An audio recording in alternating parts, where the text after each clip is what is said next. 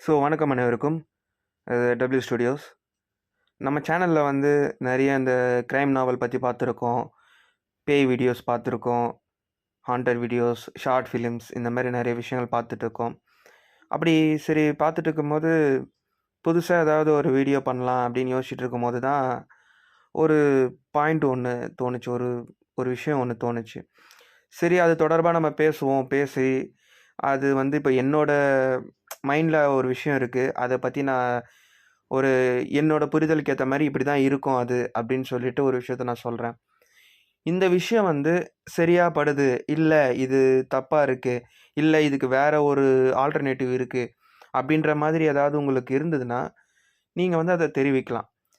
இன்னொரு முக்கியமான விஷயம் என்னென்னா, இது வந்து எதை பார்த்தும் வந்து நம்ம அதாவது ரீசர்ச் பண்ணி சொல்கிற விஷயமா அப்படின்னு கேட்டிங்கன்னா அதுவும் கிடையாது. இது ஜஸ்ட்டு வந்து வாட் இஃப் தான் இப்படி இருக்கலாமோ அப்படின்னு சொல்லி ஒரு ஒரு எண்ணம். அதை தான் நான் இப்போது சொல்ல போகிறேன். வாங்க வீடியோக்குள்ளே போகலாம். இப்போது உயிர் உயிர்ன்றது வந்து எவ்வளோ வந்து ஒரு ஆற்றல் மிக்க ஒரு விஷயமா நமக்கு தெரியப்படுது. இப்போ வந்து எதனால நான் அப்படி சொல்கிறேன்னா, இப்போ வந்து ஒரு உயிர் வந்து உடம்பை விட்டு வெளியே போச்சுன்னா அதுக்கு என்ன ஆகுது, அதோட அடுத்த கட்டம் என்ன அப்படின்றத பற்றி வந்து இது வரைக்கும் நம்ம எவ்வளவோ அந்த அறிவியலில் கண்டுபிடிப்பு இருந்தாலும் இதுக்கான பதில் வந்து இல்லை. அதிகபட்சம் வந்து இது தொடர்பாக சொல்கிறது வந்து என்னென்னா, இந்த ஆஸ்ட்ரல் ப்ரொஜெக்ஷன்னு சொல்லுவாங்க. அதாவது இப்போ இந்த டாக்டர் ஸ்ட்ரேஞ்செல்லாம் படத்துலலாம் காட்டுவாங்க பாருங்கள். இப்போ உடம்பை விட்டு நம்மளோட ஆத்மாவை பிரிக்கிற மாதிரி ஒரு விஷயம், அது ஆஸ்ட்ரல் ஃபார்ம்னு சொல்லுவாங்க. இது வரைக்கும் மட்டும்தான் வந்து நம்ம அதாவது சயின்ஸ் மூலயமா தெரியப்படுத்துறது. ஆனால் ஒருவேளை இந்த உயிர் உண்மையிலேயே நம்ம உடம்பை விட்டு வெளியே வந்ததுக்கப்புறம் அதுக்கு என்ன ஆகுது, அது எங்கே போகுது அப்படின்றது தான் கேள்வியே. மதவழியாக போனோம்னா கிறிஸ்தவமாக இருக்கட்டும், இஸ்லாமாக இருக்கட்டும், இந்துசமாக இருக்கட்டும், இல்லை உலக நாடுகளில் இருக்க எந்த மதத்துலேயுமே வந்து உயிர்ன்ற வந்து ஒரு விஷயம் வந்து உடம்பை விட்டு வெளியே வந்துச்சுன்னா அது தங்கள் வழிபாடுற ஒரு கடவுள் இருக்கார் பாருங்க, அவர்கிட்ட போய் சேரும் அப்படின்றது தான் அவங்களோட பதிலாக இருக்காங்க. மத ரீதியாக சொல்கிறேன். சயின்ஸில் வந்து அதுக்கு என்ன, அதுக்கு தெளிவான வந்து ஒரு பதில் இல்லை. ஏன்னா நான் சர்ச் பண்ணி பார்க்கல. பார்த்த வரைக்கும் ஆஸ்ட்ரல் ஃபார்ம், ஆஸ்ட்ரல் ப்ரொஜெக்ஷன் வரைக்கும் மட்டும்தான் வந்து ஓரளவுக்கு கிளியர் பண்ணுற அளவுக்கு இருக்குது. ஏன்னா இப்போ நம்ம தூக்கத்தில் கூட சில பேர் சொல்லுவாங்க, நம்ம வந்து நான் தூங்குறத நானே பார்த்தேன் அப்படின்ற மாதிரி சில பேர் சொல்லுவாங்க. சேம் லைக் அதே மாதிரி தான் சொல்கிறேன். இப்போ தூங்கும்போது நம்ம பார்க்க சில பேர் வந்து உடலை விட்டு உயிர் வெளியில் வந்து அந்த உயிரில்லாத உடம்பை நான் பார்த்துருக்கேன் அப்படின்ற பதிவுகளும் இருக்குது. இந்த பதிவுக்கு சயின்ஸ் கொடுக்குற வந்து ஒரு சப்போர்ட் தான் வந்து இந்த ஆஸ்ட்ரல் ப்ரொஜெக்ஷன்றது. அது ஆஸ்ட்ரல் ப்ரொஜெக்ஷன் சொல்கிறாங்க. ஆனால் உண்மையிலேயே இந்த உடலை விட்டு இந்த உயிர் பிரியும் போது அந்த உயிர் என்ன ஆகுது அப்படின்றது தான் கேள்வியே. அதுக்கு வந்து நான் ஒரு இது கற்பனையாக இருக்கலாம், என்னோட வந்து ஒரு தியரியாக இருக்கலாம். எனக்கு ஒரு வேளை இது இப்படி இருக்குமோ அப்படின்றது ஒரு ஒரு பாயிண்ட். இப்படி இருக்குமோ அப்படி சொல்லி என்னென்னா, இப்போது உடல் நம்ம எடுத்துக்கிட்டோம்னா ஒரு மிகப்பெரிய தன்னால் இயங்குகிற ஒரு மிக நுணுக்கமான ஹைடெக் மிஷின் மாதிரி நம்ம உடம்பு. ஏன்னா நம்ம வந்து சாதாரணமாக வந்து இதை கடந்து போயிட முடியாது. இதை நம்ம உடம்பை வந்து கடவுள் படைச்சதாக இருந்தாலும் சரி, இல்லை அறிவியல் மூலமாக நம்ம குரங்குலேருந்து பரிணாம வளர்ச்சி அடைஞ்சு நம்ம வந்திருந்தாலும் சரி, ஒரு உடல் என்பது அது எவ்வளோ அழகாக தன்னுடைய வேலைகளை தன்னை செஞ்சுக்கிது. ஒரு டிபார்ட்மெண்ட், ஒரு குழு வச்சுட்டு அழகாக மூளைன்ற ஒரு பொருளுக்கு கீழே அத்தனை குழு இருக்குது. இதயம், கல்லீரல், மண்ணீரல், இந்த ஜீரண இது, நரம்புகள், ரத்தம், உணர்வுகள், இந்த மாதிரி இவ்வளோ பெரிய ஒரு டிபார்ட்மெண்ட்டை நம்ம உடம்புக்குள்ளே வச்சுருக்கோம். இது எப்படி சொன்னால், பசி எடுக்குதுன்னா அது மூளைக்கு தெரியுது, நமக்கு பசி எடுக்குதுன்றத காட்டுது. நம்ம அதுக்கு இப்போ உணவு எடுத்துக்கணும் அப்படின்றத நமக்கு தெரியப்படுத்துது. ஒரு அடிப்படுது, நமக்கு வலிக்குது அப்படின்றத உணர்த்ததும் மூளை தான். இப்போது எமோஷ்னலாக இப்போ ஏதோ ஒரு பயம் வருது, நமக்கு ஏதோ ஒரு ஆபத்து வருது அப்படின்னும் போதும் ஒரு செல்ஃப் டிஃபென்ஸாக மாறி மூளை இன்னும் பல விஷயங்கள், அதாவது தற்காப்புக்காக மனிதனுக்கு சராசரியாக இருக்கிற பலத்தை விட அதிகமான பலம் கொடுக்கக்கூடிய அளவுக்கு மூளை செயல்படுது அப்படின்றதெல்லாம் ப்ரூவ் ஆகிருக்கு. இந்த மாதிரி ஒரு மெக்கானிசம் எவ்வளோ இயற்கையாக எவ்வளோ அழகாக உருவாகிருக்கு. இது வந்து ஒரு சாதாரண விஷயமா நம்ம பார்க்க முடியாது. அப்படிப்பட்ட ஒரு உடலுக்குள்ள ஒரு உயிர் இருக்குது. இப்போது நம்ம வந்து உடலுக்கு தான் உடல், இந்த மூளை, இதயம், இவங்களுக்கு தான் வயதாகுதே தவிர அந்த உயிர் அப்படின்றதுக்கு வந்து வயசு ஆகலை. ஏன்னா நம்ம நல்லா யோசிச்சு பார்த்தோம்னா இதுக்கு வந்து ஒரு ஒரு கிளாரிட்டி கிடைக்கலாம். ஏன்னா இப்போ நம்ம வந்து குழந்தையா இந்த ஒரு உலகத்துக்குள்ளே வரும்போது ஒரு உயிர் ஒரு உடலோட நம்ம வரோம். உயிர் இருக்கு. உயிருக்கு இருக்குன்றதுக்கு அடையாளமாக நம்ம மூச்சு விடுறோம். அழுவுறோம் குழந்தையா இருக்கும்போது. அப்புறம் படிப்படியா எந்திரிச்சு நடக்கிறோம், தவழுறோம், நடக்கிறோம். அதுக்கப்புறம் கொஞ்சம் விளையாடுறோம், பேசுறோம், பேச ட்ரை பண்றோம். இந்த மாதிரி விஷயங்கள் நடக்கும்போது, உயிர் அப்படியே தான் இருக்கு. உடல் பரிணாம வளர்ச்சி அடைஞ்சுட்டே வருது. அதாவது வளருது. இப்போ ஒரு குழந்தையா இருக்கும்போது, நம்மளோட செய்கைகள், நம்மளோட பலம் எல்லாம் வந்து இப்ப இவ்வளோதான். நடக்கும்போது தடுக்கி விழுறது, வெயிட்டான பொருள தூக்க முடியாம போறது. இது அப்படியே மாறிட்டே வரும். குழந்தை பருவம் முடிஞ்சு ஒரு சின்ன பசங்களா வந்து வளரும்போது ஓடி விளையாட ஆரம்பிக்கிறோம். ரொம்ப கனம் இல்லாத சின்ன பிறல்கள் நம்மளால தூக்க முடியும். அதுக்கப்புறம் கொஞ்சம் இந்த எ அ பதின் பருவம் வரும்போது, அதுக்கான உடல் உடல் மொழிகள், அப்போ கொஞ்சம் பலம், அதுக்கான சிந்தனைகள், இதெல்லாம் ஒண்ணொண்ணா வருது. இதெல்லாம் உடல் வளருது. ஆனா, உயிர் அப்படியே எப்ப நம்ம உடம்புக்குள்ள உயிர் எப்போ வருதோ, அது அப்படியே இருக்கு. அப்படியே வந்து நம்ம கூடவே இருக்கு. உடல் வளருது. அப்புறம் நம்ம ஒரு இளைஞரா ஆகும்போது நம்மகிட்ட நெறைய பலம் இருக்கு. நல்ல சிந்தனை இருக்கு. செயல்பட முடியுது. வேகமா அதாவது இப்போ வேகமா ஒரு வேலைய செய்ய முடியுது. வேகமா ஓட முடியுது. வேகமா வந்து உடற்பயிற்சி செய்ய முடியுது. வேகமா எல்லா விஷயத்தையும் இன்னொருத்தர விட இன்னொருத்தர் நான் வேகமா பண்றேன். அப்படின்ற அளவுக்கு உடல் வந்து வலிமை மிக்கதா மாறுது. இன்னும் கொஞ்ச நாள் கடந்தா வயதான முதிர்ச்சி வயசான முதியோர் ஆகும்போது, அப்ப நம்ம உடல் எப்படி இருக்கு? இதையும் வந்து வேகமா செய்ய முடியல. எல்லாமே மறந்துடுறோம். அதாவது உடல் சீக்கிரமா ஜுரம் வந்துருது. படுத்தா சீக்கிரமா எந்திச்சிருக்க முடியல. ரொம்ப வேகமா நடக்க முடியல. வெயிட்லாம் தூக்க முடியல. அப்புறம் குச்சி வச்சு நடக்க முடியுது.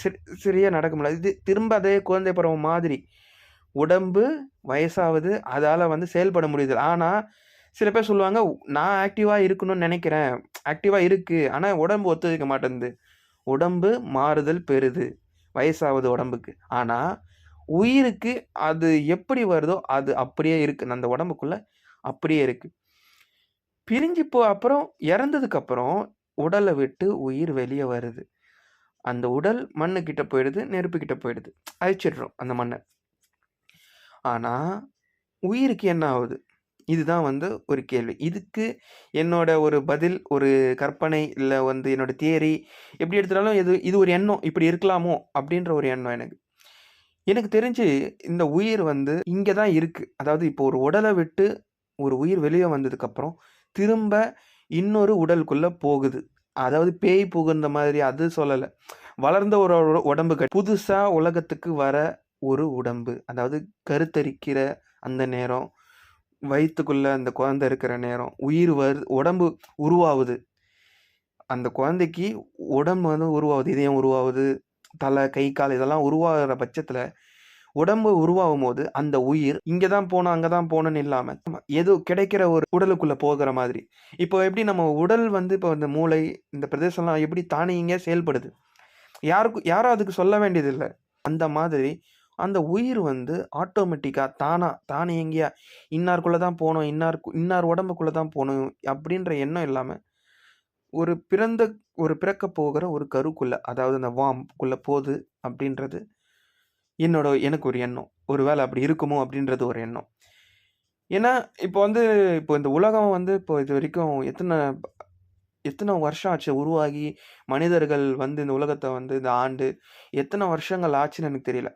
அப்படி இறந்து போகிற உடல்கள நம்ம புதைச்சிடுறோம், அழிச்சிடுறோம், எரிச்சிடுறோம். ஆனா, அந்த உயிர்கள் திரும்ப திரும்ப இந்த உலகத்திலேயே இருக்குது அப்படின்றது தான் என்னோட தியரி. இது வந்து எதுவும் ரிசர்ச் பண்ணியோ இல்ல எதுவும் கிடையாது. ஜஸ்ட் ஒரு தியரி. என்னோட ஒரு எண்ணம் அப்படின்ற மாதிரி. அந்த உடல்கள் இதுவரைக்கும் இறந்தவர்கள் பிரபலமா இருக்கிறவங்களாலும் சரி, இல்ல மன்னர்கள், அ நல்ல தலைவர்கள் யாரா இருந்தாலும் சரி, அவங்களோட அந்த எப்படி சொல்றது? அந்த உயிர்கள் அந்த உடல விட்டு வெளியேறி, திரும்ப உடலுக்குள்ள அதாவது திரும்ப ஒரு புதுசா ஒரு உடல் உருவாகி இந்த உலகத்துக்குள்ள வரும்போது, அந்த உடல தேர்ந்தெடுத்து இந்த உயிர்கள் அதுக்குள்ள போகுது. அப்படின்றது தான் என்னோட பாயிண்ட். பிளஸ் இன்னொரு அடிஷனா என்ன சொல்ல வரேன்னா, கனவுன்றது வந்து கனவு அப்படின்னா என்ன? அப்படின்றது வந்து எப்படி சொல்லுவாங்கன்னா, சின்ன வயசுலலாம் எனக்கு வந்து எப்படி சொல்லுவாங்கன்னா, நம்ம எதையாவது ஒண்ணு நெனச்சுட்டே தூங்குவோம். இப்போ ஒரு பேய் படம் பார்க்குறோம்னா, பேய் படம் பார்த்துருக்கோம். அத நெனச்சுட்டே நம்ம தூங்குறோம். கனவுல பேய் கனவா வரும் அப்படின்னு சொல்லுவாங்க. இப்போ இந்த அறிவியல் வளர்ச்சி, இந்த இன்டர்நெட் அது வளர்ந்தது, டாக்டர்ஸ் கிட்ட போய் பேசுறாங்க. அதெல்லாம் பேசும்போது, கனவு வந்து ஒரு எப்படி சொல்றது? ஒரு ஓமனாவும் சொல்றாங்க. இதுதான் என்னோட தியரி இதுதான். இப்ப நம்ம கனவு வந்து, நம்ம உயிர் வந்து இதுக்கு முன்னாடி எந்த உடல்லலாம் பயணிச்சுதோ, அப்ப என்னலாம் நடந்துச்சோ, அதோட ஒரு நினைவு தான் கனவு அப்படின்றது என்னோட தியரி. ஏன்னா யோசிச்சு பார்க்கும்போது எனக்கு வந்து இப்ப நெறைய விஷயங்கள் இப்ப கனவ பத்தி சொல்லும்போது, இப்ப நெறைய பேர் சொல்லுவாங்க, கனவுல நம்ம புதுசா முகங்கள் உருவாக்க முடியாது. பார்த்த முகங்கள தான் திரும்ப திரும்ப பார்த்துட்டு இருப்போம் அப்படின்னு இருக்கும்போது, ஒரு சில தெரியாத முகங்கள பார்த்த ஞாபகம் எனக்கும் இருக்கு. அவங்க யாரு என்னன்னுலாம் எனக்கு தெரியல.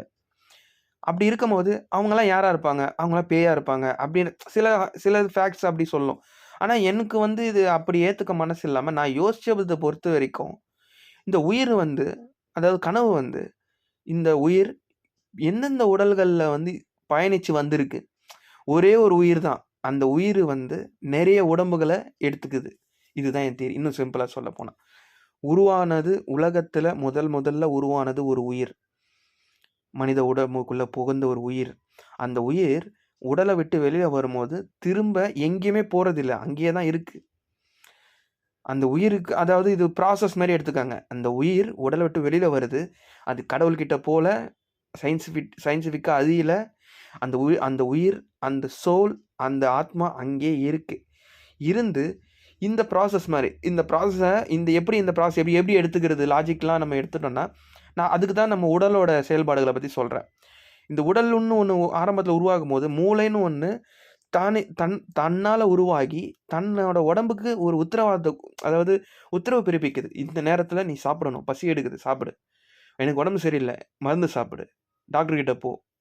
அடிபட்டுருக்கு, வலிக்குது, ரத்தம் வருது. அதுக்கு காயத்துக்கு மருந்து போடு. அந்த மாதிரி உயிரானது ஒரு உடல விட்டு வெளிய வந்துட்டு, இன்னொரு உடலுக்குள்ள போகுது. அப்போ ஒரே உயிர், நிறைய உடல். இதுதான் கான்செப்ட். தான் நான் கான்செப்ட்டா சொல்றேன். இந்த உயிர் இப்போ ஆரம்பத்தில இப்போ நம்ம வரலாறுல கடந்து வந்து எத்தனையோ நபர்கள் இருப்பாங்கல்ல. இப்போ இந்த ஹிட்லரா இருக்கட்டும், அ ஆபிரகாம் லிங்கனா இருக்கட்டும், அண்ணாவா இருக்கட்டும், காந்தியா இருக்கட்டும், நேதாஜியா இருக்கட்டும், நம்ம தமிழ் மன்னர்களா இருக்கட்டும், ராஜராஜ சோழன், ராஜேந்திர சோழன் இவங்களா இருக்கட்டும், யாரா வேணா இருக்கட்டும்.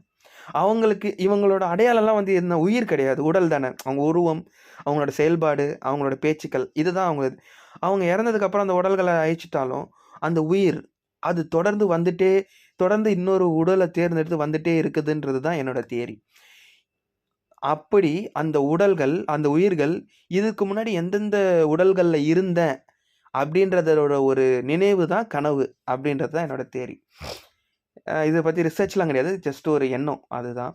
இது தொடர்பா ஏதாவது உங்களுக்கு விமர்சனமோ, இல்ல ஏதாவது உங்களுக்கு ஒரு தியரி இருந்தாலோ, நீங்க தெரியப்படுத்தலாம் இத. அதனால இத நான் பகிரணும்னு நெனச்சேன். அதனால இத நான் பகிர்றேன். உங்களுக்கு இத பத்தி விமர்சனங்கள், கருத்துக்கள் இருந்தா, அத நீங்க தாராளமா கமெண்ட்ல தெரிவிக்கலாம். சென்று வருகிறேன். டாடா.